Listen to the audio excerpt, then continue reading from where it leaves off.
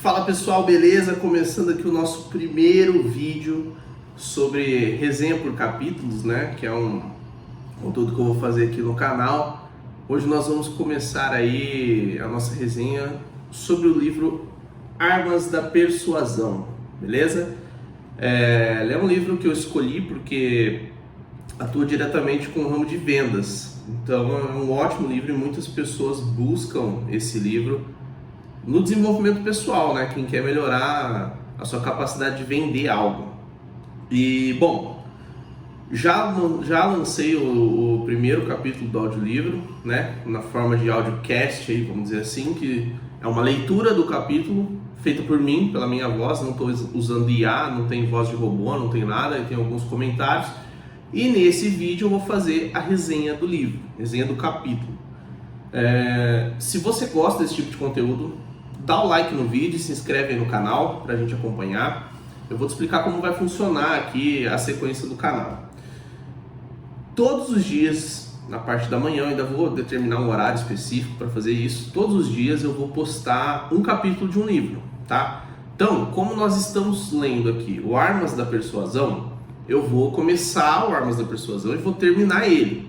Então eu não vou ficar postando capítulos de livro diferentes durante, né, a jornada aí. Então, cada dia vai ser um capítulo do livro da Armas da Persuasão até terminar ele, e depois nós vamos falar sobre outros livros. O que eu peço para vocês? Comenta aqui embaixo qual livro você quer que a gente faça depois do Armas da Persuasão. Vai dando ideia pra gente aí, pra gente conseguir desenvolver um conteúdo bacana, tá? Então, espero que vocês gostem desse conteúdo. Eu vou tentar fazer de uma maneira sem edição. Eu sei que eu tô com a iluminação ruim, eu vou investir um pouco mais nisso. Eu tô com áudio ruim, preciso comprar um microfone, mas assim, vai do jeito que tá, beleza? Então, pessoal, esse livro ele foi escrito pelo Robert Cialdini. Ele teve mais de 5 milhões de cópias vendidas e ele é sucesso até hoje para quem busca o desenvolvimento pessoal, principalmente no ramo das vendas. Então, o primeiro capítulo do Armas da Persuasão chama-se Armas da Influência, e dentro desse capítulo tem as 6 armas da influência, que é o clique zoom, o reduzindo riscos com atalhos, os aproveitadores, jiu-jitsu, resumo e perguntas de estudo. Hoje nós vamos falar sobre o clique zoom, que eu achei muito interessante essa questão, que é como se fosse um mecanismo que existe dentro de nós que desencadeia determinado comportamento. E nesse específico ele utilizou um exemplo para comparar com perus, principalmente a mãe perua, que ela acaba desenvolvendo um comportamento maternal ou um comportamento agressivo de defesa, de acordo com as características que são lhe apresentadas. E aqui no experimento que ele cita que quando os filhotes de peru emitiam o piar, né, o piar característico de filhotes, ela desenvolvia um comportamento maternal de cuidar, botava debaixo da asa e tudo mais. E quando o filhote não fazia o piar, ela ia lá e atacava esse bichinho, que poderia até acabar com a vida do bichinho. Nisso ele utilizou um outro experimento, ele foi além. Ele pegou uma doninha, que é conhecida aí como a inimiga dos perus, e botou a doninha perto. É lógico que a mãe perua foi lá e atacou a doninha empalhada.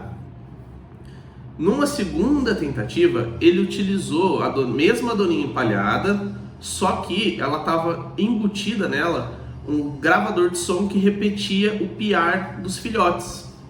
O que aconteceu? A mãe perua foi lá e protegeu a doninha, botou ela debaixo da asa, tratou ela como se fosse um filhote. Isso foi o clique zoom. O clique é o quê? O piar dos piruzinhos, dos filhotinhos. E o zoom é o comportamento maternal da mãe ao defender os seus filhotes.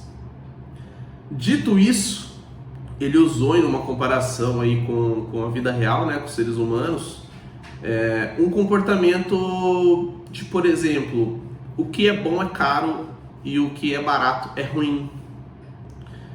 Ele deu o exemplo de uma loja de joalherias que estava tentando vender determinado tipo de joia por um preço X e mesmo dando desconto, a galera não comprava. E foi aí que acidentalmente uma vendedora dessa loja, ao ler a mensagem da dona, interpretou que era para vender as mercadorias pelo dobro do preço ao invés da metade. E aí o que aconteceu? Zerou o estoque da loja, vendeu tudo. Por quê? Porque o tipo de cliente dessa loja era um tipo de cliente que gosta de pagar caro e entende que caro igual a bom. Clique Zoom. Quando você vê o preço da mercadoria caro, significa que ela é bom, logo irei comprar. Isso é muito interessante.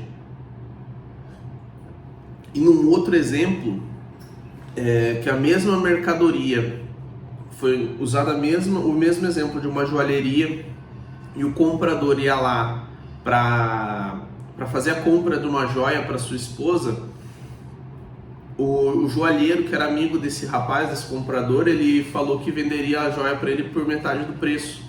E ele não aceitou, ele achou que seria uma compra ruim, porque você está vendendo pela metade do preço, é um produto ruim. E na verdade, não tem nada a ver isso, a gente sabe, mas isso desencadeou o comportamento padrão nele, pelo fato do produto ser barato. E o que aconteceu? O joalheiro no dia seguinte, ele percebeu isso e falou o seguinte para ele, essa joia aqui ela custa $500, mas como presente de casamento para você, eu vou te dar metade do preço de desconto aí. Mas é um presente que eu tô dando, ela vale $500, mas você vai pagar 250 para mim. E aí o cara comprou, por quê? Porque ele entendeu que a joia custava $500 e não 250, e ele entendeu que ele estava recebendo ali um presente, e não, na verdade, que o cara estava vendendo mais barato para ele. Esse foi o mecanismo que liberou na cabeça dele o sentimento de que aquele produto era um bom produto. Isso é muito interessante.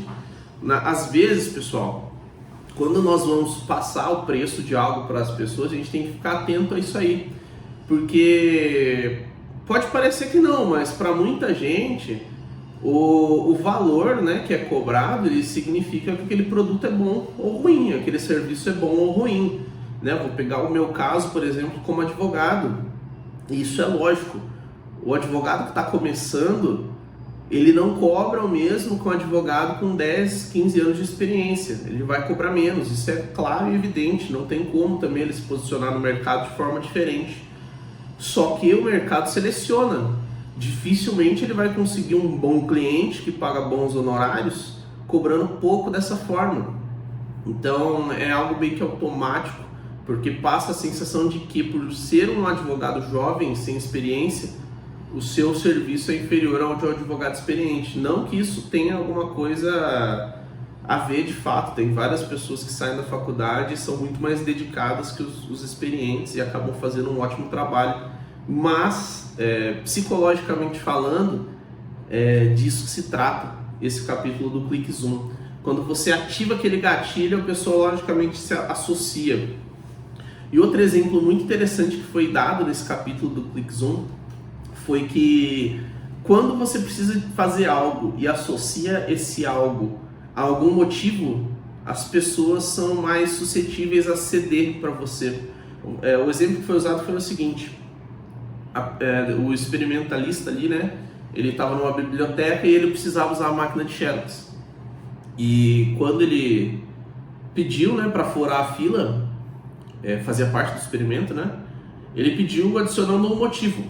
Pessoal, eu preciso usar a máquina de Xerox porque eu tô com pressa, eu tenho 5 páginas aqui. E quando ele fez esse pedido, ele teve 94% de taxa de sucesso no seu pedido. Então, a cada 100 pessoas, 94 deixavam ele furar a fila. Num outro pedido, ele fez sem a palavra o porque estou com pressa.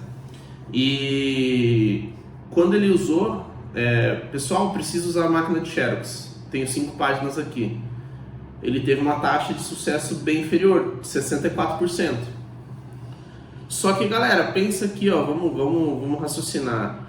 O mecanismo de ativação do Clique Zoom, que seria o clique, ele não foi o porquê estou com pressa, e somente a palavra porquê. Então, no comportamento humano, de acordo com a experiência narrada no livro, quando você adiciona uma palavra que é sinônimo de expressão de motivo, motivação, que expressa que você tem uma motivação para fazer aquilo, e que no caso é apenas a palavra porquê, você acaba desencadeando um comportamento. E isso é o chamado clique zoom.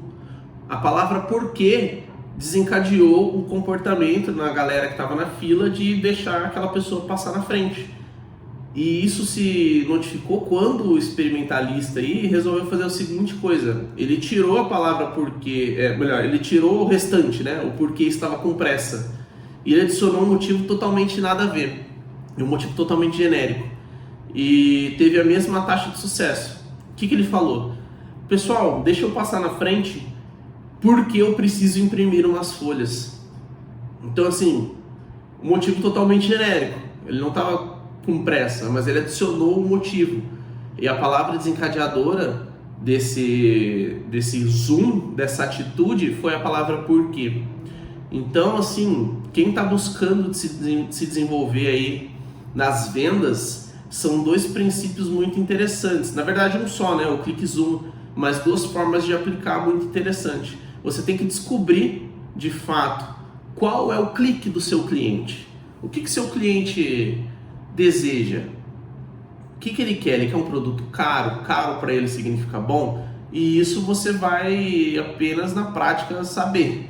Você tem que saber o que você está vendendo e para quem você está vendendo. E aí quando você traça o perfil do seu público e você tem um produto dominado, eu acredito que você consegue aplicar essa tática do clique zoom, de através de mecanismos comportamentais você conseguir fazer uma venda. Cara, um ótimo capítulo para a gente começar. Apliquem e me contem o que aconteceu aí com vocês. Se vocês estão buscando desenvolver isso na prática, é bom aplicar. Apliquem na vida de vocês, não precisa ser uma venda de fato, aplique aí na tua casa, vê se vai ajudar em alguma coisa. E, gente, se você gostou desse tipo de conteúdo aqui, se você gostou da minha resenha, deixa nos comentários e também aproveita para deixar o like no vídeo, que ajuda bastante.